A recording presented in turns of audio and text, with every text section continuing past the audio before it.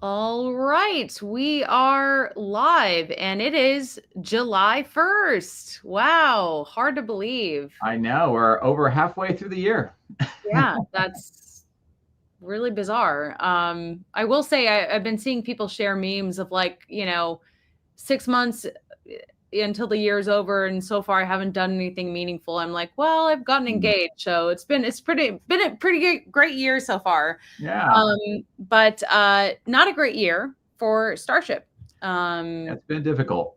Unfortunately, and that really all started in January when we had Mhm. the debut of the V2 Starship, Mm. Flight 7, which of course lost the ship. Flight Yeah, 8, similar, lost the ship.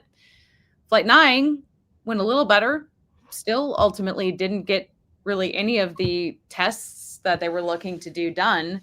And yeah, of course, preparing for Flight 10, we had what many of us considered the unthinkable. We had all this. yeah. Boom, kaboom. So that was not too long ago now. And here we are, July 1st, and a lot of some interesting things are going on down at SpaceX. Many questions such as what is going to happen now that the Massey's testing site Mhm. is, for the foreseeable future, not usable. And there's been some pretty interesting speculation about what they might do to compensate for this using the orbital launch area. Right. Let's talk about it. Yeah. Well, going into that flight or the ship 36 test, they were trying to build on some momentum that they got out of Flight 9, and they were. It seemed like they were pretty optimistic that they were going to be able to fly Flight 10 pretty quickly. They were pushing through this test. This was the last test that they expected. And of course, we see what's going on the screen. And that kind of came at a very inauspicious time for SpaceX. And as we talked earlier, they were kind of in the point where they were close to wrapping up the V2 ships.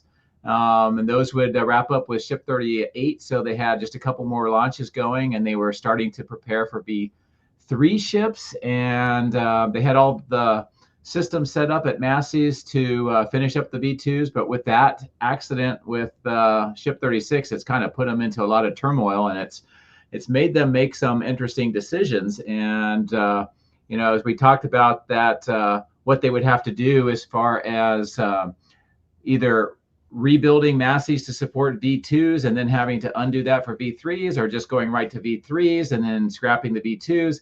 It seems like SpaceX has gone with the third option that was a little bit unthinkable, but I think maybe as time goes on, we'll realize that was kind of smart, and that is it looks like they're going to be modifying Tower 1, the OLM, to be able to allow for ship static fires.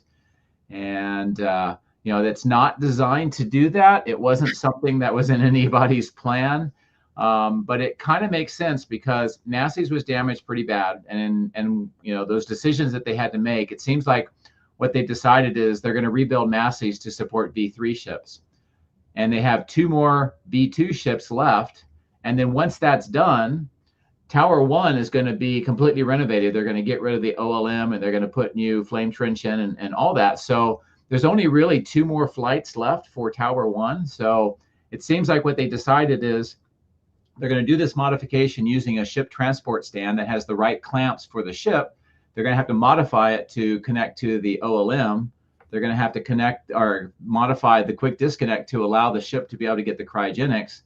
And then they're going to do a static fire of ship 37. And then my guess is, since they're going to have that modified, they'll probably roll 38 out, do a cryogenic and a static fire. And then once those are done, they can dismantle all the stuff they need for the ships, and then they can go for the launches. And hopefully they get two good launches out of that. If it's only one and something bad happens, they were already planning on taking apart a lot of the OLM and replacing it anyway. So this looks like the third option that they are going with, and kind of call it a little bit of the MacGyver approach, but typical SpaceX fashion, they're finding another option and they're going with it. Yeah, and of course, this is speculation from many sources, including NSF, who's posted about this. We have this great image thanks to Sean Gisler with Marcus House showing this. This hasn't been officially announced by SpaceX as of yet as their plan, but do you think it's pretty safe to say this is kind of what they're doing? I think so. Right there, this picture, they're doing the modification of that transport stand out by the OLM. There's no ship, there's nothing out there, so there's no reason for the transport stand to be there other than being modified for this. And as you pointed out, we haven't got anything specifically from SpaceX saying that this is in fact what they're doing, but I think every indication is. There'd really be no reason for them to be doing this out there. And as we just talked, they have no other option of static firing. And, if this MacGyver kind of thing works and they're able to get ship 37, 38 through that testing campaign and they're both ready to go, this is probably the fastest way to get the Flight 10 and Flight 11 done. And they can still be working on Tower 2 and try to get that finished so that they can roll into the V3s. And it kind of reduces the pressure on what they have to do out of Massey's, because they've already, they'll already be putting that labor force onto Tower 2. They'll be working on Tower 1 to get this done so they can do the launches, and they can take their time to kind of really assess what they need to do for Massey's. And if they are truly going to go all the way to V3 out there, they make sure that they get a complete redesign. And there's a lot of indications that the way Massey's was put together right now was probably not ideal anyway. So they were probably going to have to, do a lot of upgrades with the plumbing and the cryogenics and just the way the setup is out there. So this gives them the time to do that. So, making lemonade out of lemons, this is what it looks like SpaceX is going to do. Yeah, for sure. I think that, one thing that I wasn't really anticipating, but, the more that I've gone out to Starbase and the longer that I've been covering this, it seems that you really can't get married to any one, orientation or landscape or building. For example, the building that we interviewed Elon Musk in doesn't exist anymore. No, it's completely gone. And so we're going to see the same thing, I'm sure, with Tower 1, since it needs to be able to launch the next generation of Starship. And right now it's not set up for that. Right. So it was sort of, we already knew they were going to do it. Now they're just modifying their plan to give it another purpose and keep that program going, because, there's nothing that SpaceX has said about 2026 and their goals for Mars. That still seems to be what they're shooting for. And it's very late in the game. It's going to take a lot of, almost miracles to get to that point.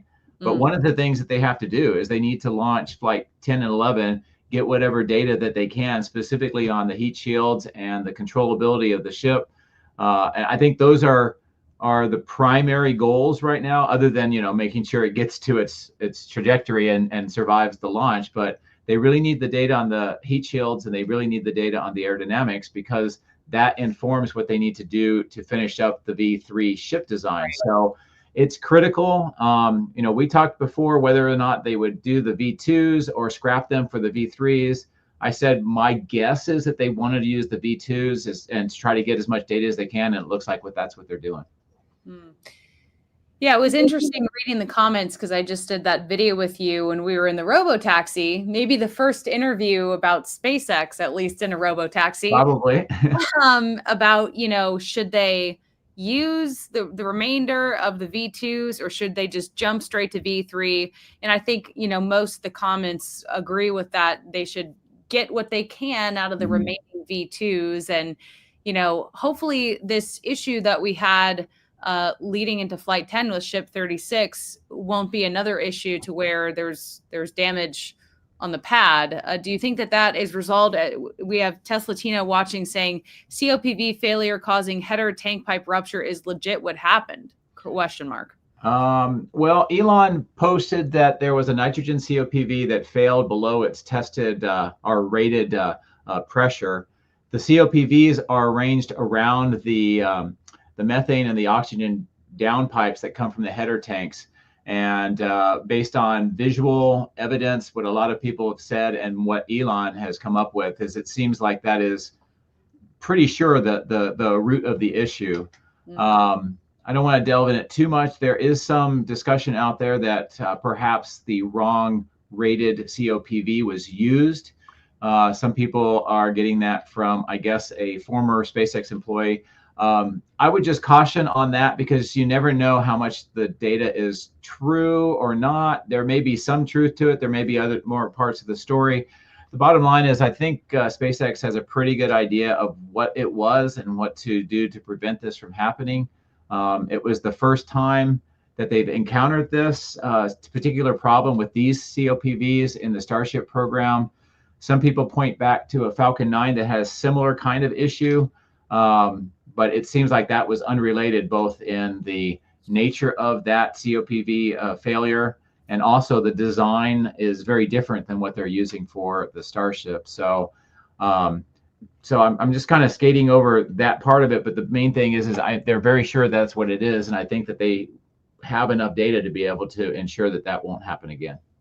Well, I just feel like, it's really important to point out because I've seen a lot of, I guess, FUD would be a good way to describe it about Starship, and it's failing and they're having all these problems, and SpaceX, isn't what we thought. And it's like, dude, look at Falcon 9 and Falcon Heavy. What are you talking about? Yeah. Look at, all these launches to the ISS. So it is frustrating that people are not everyone seems to understand that Starship is in a testing phase. This is,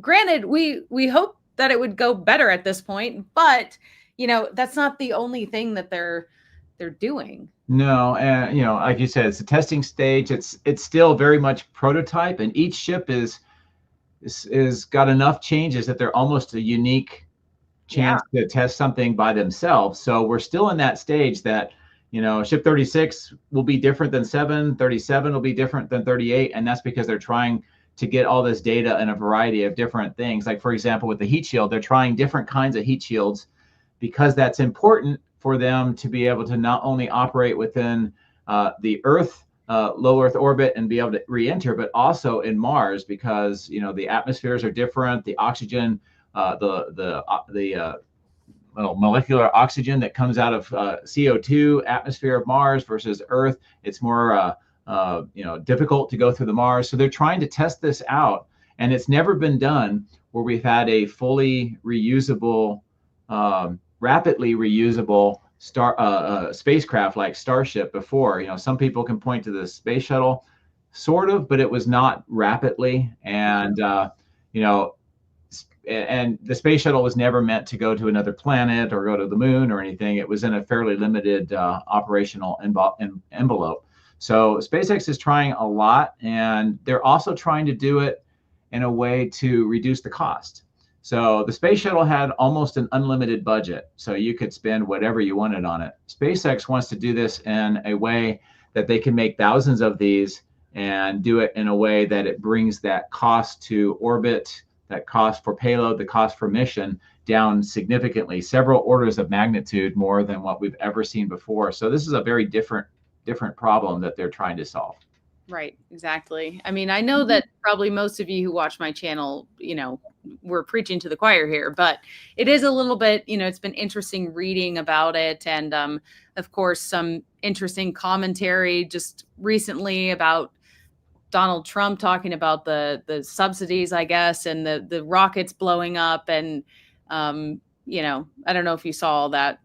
I've seen some of it. Just keep in mind that whether it's Trump or any politician or anybody really, you play towards the narratives and the topics that strike a chord and get that emotional thing. And right now, I think he knows if he says that, it's going to get a reaction. Yeah. The bottom line is that, SpaceX is doing this out in the open. We're all seeing that. That's very unusual. There's a lot of other development programs that are going on that we don't see. They're behind closed doors that have similar issues. Kind of to just sort of talk about that, Blue Origin has only launched the New Glenn once, and they were expecting to have already launched it again. The latest that we had is they're shooting for August, and then now that has slipped to September, and I'm now hearing it's really going to be November. So November is really close to the end of the year. Just get a few more things, and it's already 2026.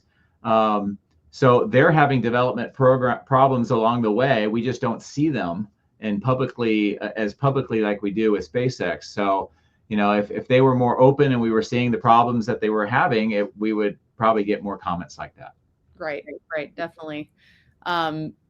Yeah, I was reading an article. I'm actually going to be interviewing Eric Berger tomorrow. I think he's a great space journalist, but he was saying that, perhaps it is feasible now that Blue Origin could land on the moon before SpaceX. I don't know if you read that article. Well, I would just kind of caution everybody on that, in that all rockets are to some degree have a level of risk, and the companies are trying to work through that.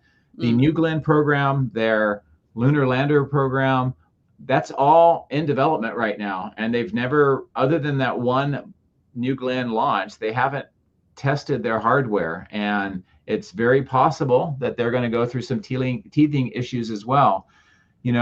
With the New Glenn, Blue Origin is highly dependent on reuse of that booster, and the boosters are pretty large, they're complex, and if they lose one, then it's going to take them a while to get the next one built. And unlike what we're seeing with Starship prototype development right now, they don't have several different New Glenn boosters ready to go. They have the one that's coming up maybe November or so, and I think that they're counting on reusing it. So that's pretty high risk, and they still don't know, are they going to be able to land it properly? Well, we'll find out if their simulations, their computer software, their avionics is up to snuff, or are they going to have to do more modifications? So I think it's premature to jump to that conclusion. Is it possible? Sure. But there's also sort of different goals between the two programs as well. Well, why don't we talk about something that is pretty newsworthy, other than the fact that, we're seeing this modification and that those static fire tests could be moving to a unforeseen location here. But yeah, and by the way, if they're successful with that and they get through the testing programs for 37, 38 and get the ORLM ready to go, who knows? We might see a launch in August. I don't know. That may be stretching it, but it could be moved up that fast, and that would be great for the program. Well, if it launches during my wedding in September, I'm not going to be there. I'm sorry, guys. I'm not going to be able to make it. But I want to share something that I saw today. Let me just make sure it's shared here. Okay, so this is a post shared by Felix Spacetime, a great resource for space-related news. And he shared that a new TFR, or temporary flight restriction, has been created, which now covers the entire city of Starbase. The TFR for the Massey's test site has also been increased from 2,000 feet to 5,000 feet. These new TFRs are effective today and run until January 1st, 2026. So I'm going to add this so that you can see just a close-up of that new zone. And Joe, your thoughts? Well, before they put this one out, they had some smaller TFRs. They had one around the orbital launch site. They had one around the production site. And then they had one around Massey's. And then there was some area in between that generally followed along Highway 4 that was actually open. And you could legally fly a drone through those areas. And we've seen that with NSF with a couple of the rollouts of the Starships where they could do that.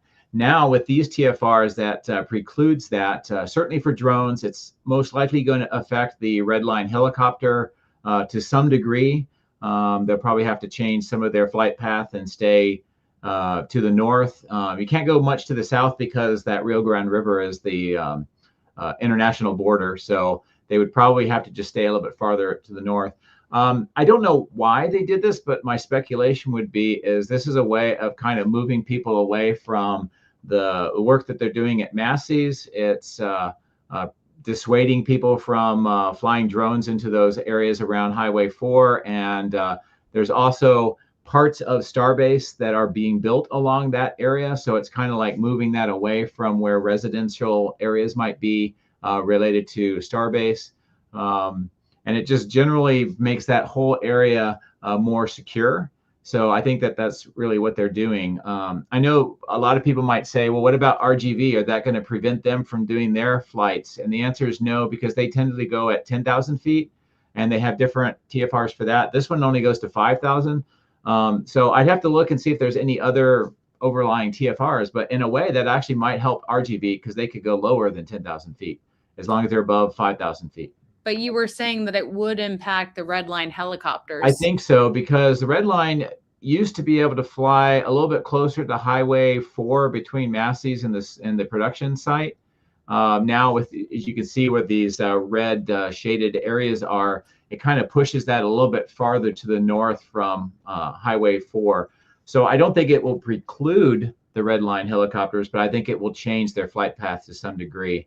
Also, you can see how that circle one really goes to the north of where the proper Starbase is, where the production facility is. So that's going to push the Red Line away from there as well. And I don't think Red Line can go up to 5,000 feet. I think they usually fly maybe a couple thousand feet at most. And so who will this impact the most? Because I see here, Christopher saying NSF will likely have to utilize kite more. Yeah, I think this pretty much precludes anybody using a drone within the entire area for ship rollouts, any transport operations, moving of equipment from Sanchez to Massey's. You won't be able to fly a drone there at all anymore. So I think that pretty much makes that for certain. But yeah, so it's just kind of cool that it's or interesting that it just came out, and it's also interesting that this is a 6-month one. So basically the rest of this year, and then they can always modify this or they could extend it, and it just depends on what operations they're doing. If they're successful with modifying the OLM, doing the static fires and launches, we may be ready to launch V3s before these TFRs are over. And so what did I miss? Because I know that people are, craving Starship news. Obviously, we've had some setbacks, but there's still activity. That's the reason that I wanted to do this, just talking about their sort of MacGyver move that they're preparing right now, and then obviously the TFR, but anything else? Well, sort of, I don't know if you want, maybe obliquely. We are aware that Jared Isaacman did not become the NASA administrator. It looks like the NASA administrator being, nominated, going through the process and being confirmed may push it way out into 2026. So between now and then, there's going to be a big push to, get the budget completed. It looks like the president budget is going to more or less drive the show now, which means that NASA is going to be getting some hits on their science programs. It's going to modify. Unless Congress can get together and modify the president budget, it's going to modify SLS and the whole Artemis program. Right now, it would go all the way through, I think, Artemis 3, and then after that, it would basically cancel it. That means that the Starship plays a big role. And with what's going on with Starship here, I think I'm hearing that the Artemis 3 launch may now be being pushed back a few months because of what's going on with Starship development. So I think that's something that we're going to have to watch and see what happens, not only with the budget and what's going on with NASA, but what's going on with the Artemis program and how it relates to the Starship. And another thing, we're just going to have to watch and see what SpaceX says about the attempt to go to Mars next year. They still have a lot that they need to do. I was thinking, if you want to be like SpaceX and really kind of roll the dice, a way of accelerating things would be to add more milestones per launch and try to get more done on each one, which would be a tall order since you're trying to just get it to survive right now through V2s. But you could do that just so that you could skip forward a little bit, and then, if they're really bold, the first V3 could have actual Starlinks on it, and they could just, roll the dice and try to do that. And that way they can show that it's able to operate in that way.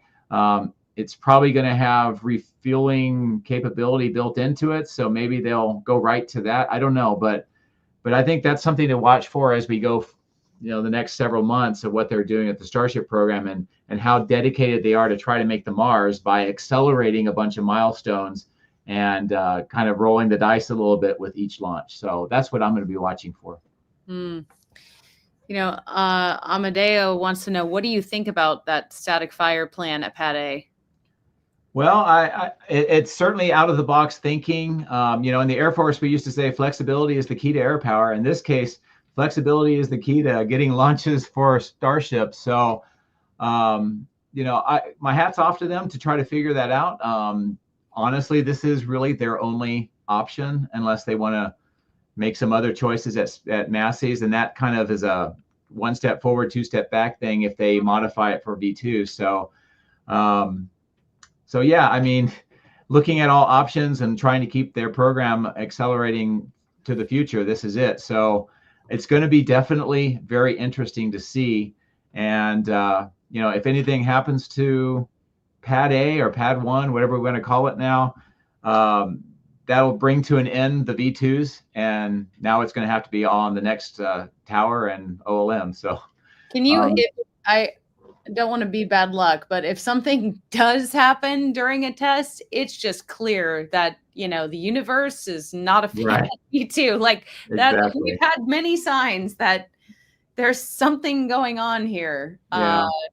By the way, there's parts to the new flame trench, or at least the flame diverter, already showing up at Sanchez. So I think they want to get the last two V2s, those launches done as soon as they possibly can and start ripping up the OLM. And, the parts are already rolling in. Yeah.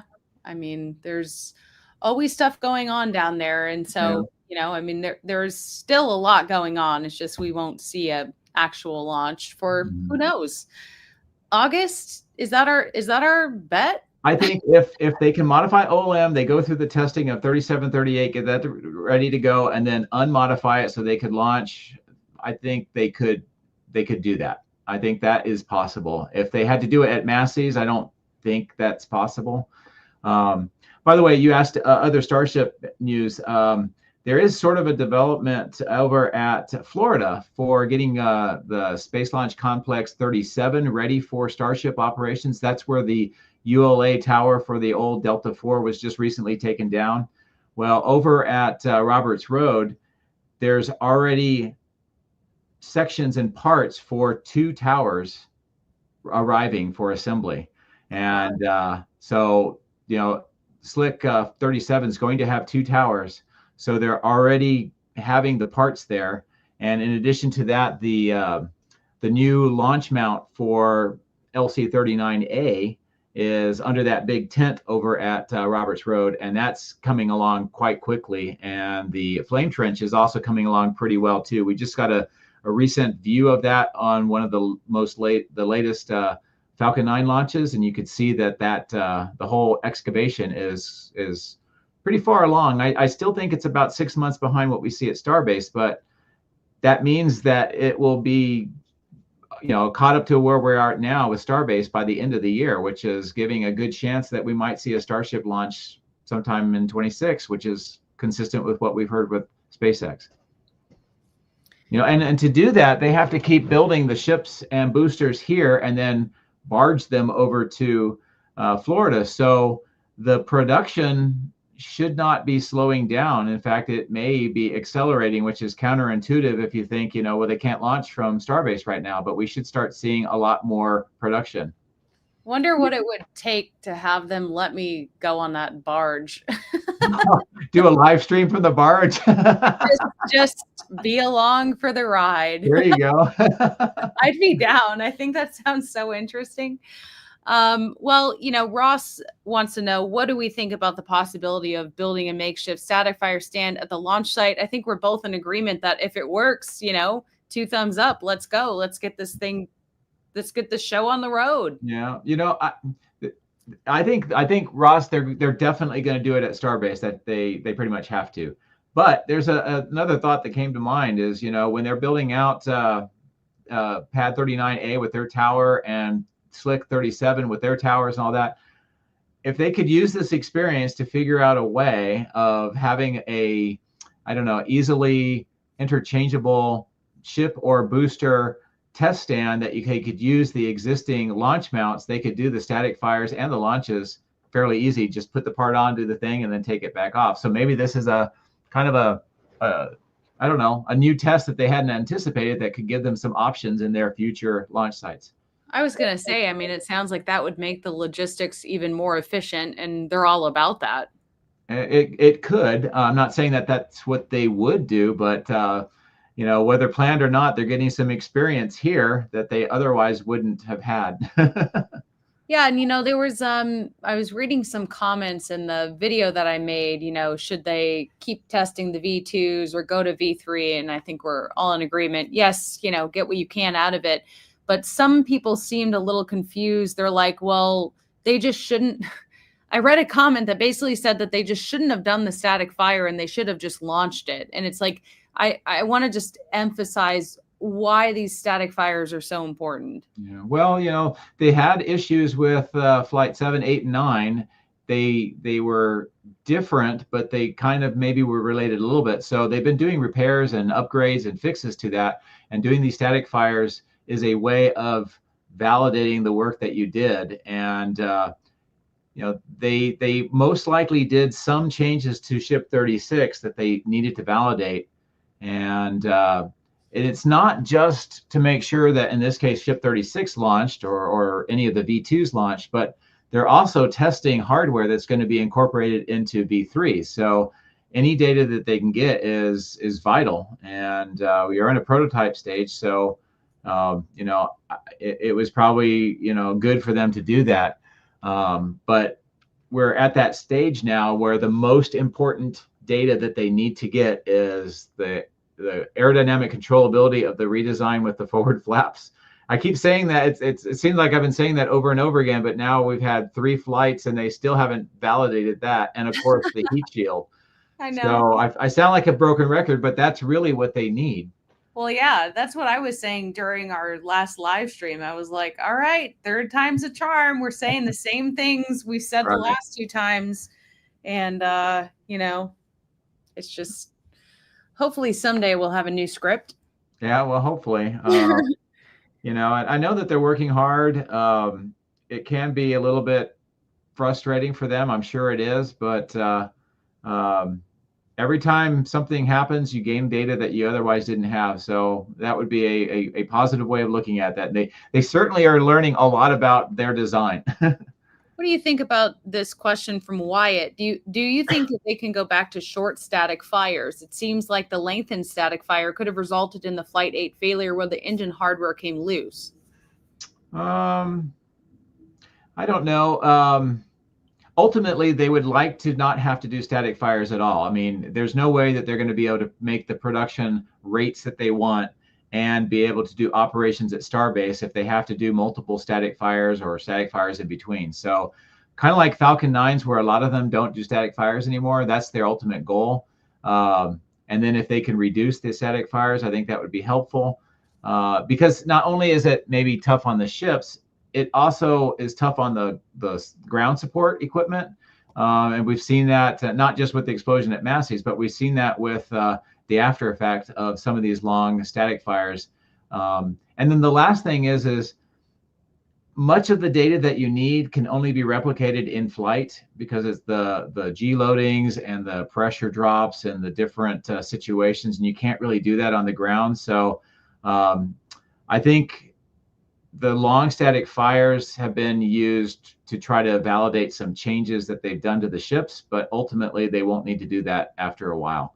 And I don't even think that the makeshift or MacGyvered test stand on the OLN, they can do long ones because I don't think the water deluge system can operate for 60 seconds. So my guess is that we're going to see shorter ones on these next static fires out at the OLM because they just don't have the infrastructure for it. What do you think about these questions? With 2 V2 launches left and 3 boosters left, which booster do you think would be scrapped, 15, 16, or 17?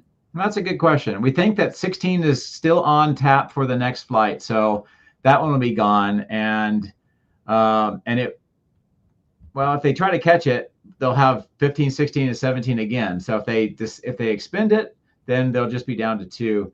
My guess is that they will try to catch 16, and then they'll look at between 15 and 16 which one to reuse again to kind of revalidate the reuse. And 17 is probably going to end up being scrapped, would be my guess.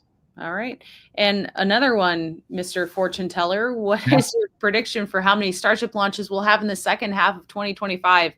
Oh my God, I don't think any more than 2. And I think 2 Yeah. would be a stretch. Yeah, well, 2 would get us through the V2s, and then that would hopefully have the data they need to finish the construction of the V3s. And then we're limited by the launch infrastructure. Is the tower ready? Have they done the test of the flame trench, the new cryogenics system? So I think probably 2 is best, and it's not necessarily because of the ship or the booster. I think it's because of the ground support equipment and the tower. Well, we shall see. We have 6 months to go. Yeah, it's true. That's so crazy. I cannot believe that it's already July. I know. That's And not. in a few weeks, we're going to be in California. We are. We're going to be co-hosting, or the SpaceX panel at the X Takeover in San Francisco. Yeah, it should be pretty cool. Yeah, I have a lot of travel. I was just in Chicago, and then I was in Colorado before that, and I have a trip to North Carolina and South Carolina soon. And I'm just, of course, I'm traveling out of the state for my wedding. There's a lot of travel going on. So yeah. By the way, speaking of travel, I'm gonna just shameless plug bit here, but I just want to say thank you to one of my viewers, Pitt Hostetler. He came in from Switzerland for the robotaxi thing in Giga Texas, but he brought me this. wow, And it's awesome. And it's plastic 3D, very well done, and very unexpected. So I just want to say thank you to Pitt Hostetler for bringing this amazing Polaris Dawn patch to me. This is pretty cool. Yeah, that reminds me. I got this a couple years ago, but I had someone like custom make these like leather coasters. Oh, okay.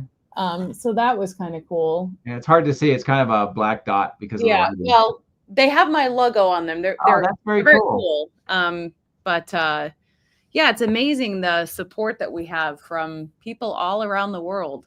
It is. It's. I just think it's amazing that you do these little videos and stuff, and you have no idea how many people are seeing it. It's just crazy. Yeah. But I very much appreciate it. Well, we appreciate all the support. I will say I did an interview with NBC yesterday, a journalist, so just print, but about my robotaxi experience. So we'll see if they use it. All right. Well, hopefully they'll be fair with their coverage. They were very intrigued with our sort of anomaly during the ride. I bet. I bet. But not to make this into a robotaxi one, but I've been pretty impressed with it. For a 1 week long program, I think they did really, really well. There's room for them to improve a little bit, but it's definitely a strong base to build on. And yesterday with another YouTuber, Farzad, we spent most of the day driving in Waymo so we can get a good comparison. And that was very eye-opening as well. So why? I've never been to Waymo. Yeah. Because we wanted to be able to see how the services compared. Well, I see why, but what was different? Well, it uses the Uber app, at least here in Austin. So it's a lot more cluttered and a little bit more fiddly, I guess. And you have to kind of trick the system to make sure you get a Waymo. Otherwise, you'd get just a regular Uber driver. And we obviously wanted the Waymos. We had the ability to pick kind of a couple places where we wanted to be picked up, but then it would not pick us up in those places. It would go anywhere, somewhere else. So it's like, why are you giving us those options? When we got dropped off, one of the drop-offs, it stopped in the middle of a busy road in Austin, and I had to get out in traffic, and I was worried about my door getting hit by cars and me. I thought that was not great. So they really need to fix where they put it. It did encounter a wrong way driver downtown Austin, and it actually did fairly good on that. But then later on, there was a point where the car was behind another one. The car was trying to back up in front of us, a human driver, into a parking space. Mm-hmm. And instead of waiting, the Waymo kept getting closer and closer to the car. So the driver kept looking at us like, what are you doing? And oh my God. Yeah, that was really not ideal. For the most part, it was kind of smooth. It did its job, but it was not nearly as smooth or confident as what we saw with the Tesla one. So I think it's still early to know for sure which one is better or not because they use different techniques. But I would say that if Tesla can figure out how to successfully increase their area, and if they can make sure that if they can get to the point where they can get rid of the supervised people in the cars, because you can't scale that. There's just too many people that you would have to bring in if you brought lots of cars. And then, clean up some of their operations. I think they will dominate, but they still have to work through those issues right now. And I know the team is very, very excited about where they are with just a week in, and a lot to build on. So great. Well, I think that'll wrap it up for now. I need to go to the gym. Full transparency. So do I, but I probably won't. Transparency. I just need to go lift. But thank you guys for watching. Hopefully you enjoyed the update. I'm going to make an edited version of this video for people that don't want to watch the live stream back. But it was nice to chat with you guys. Thanks so much for the support. And we will keep you updated on all things Starship as things progress.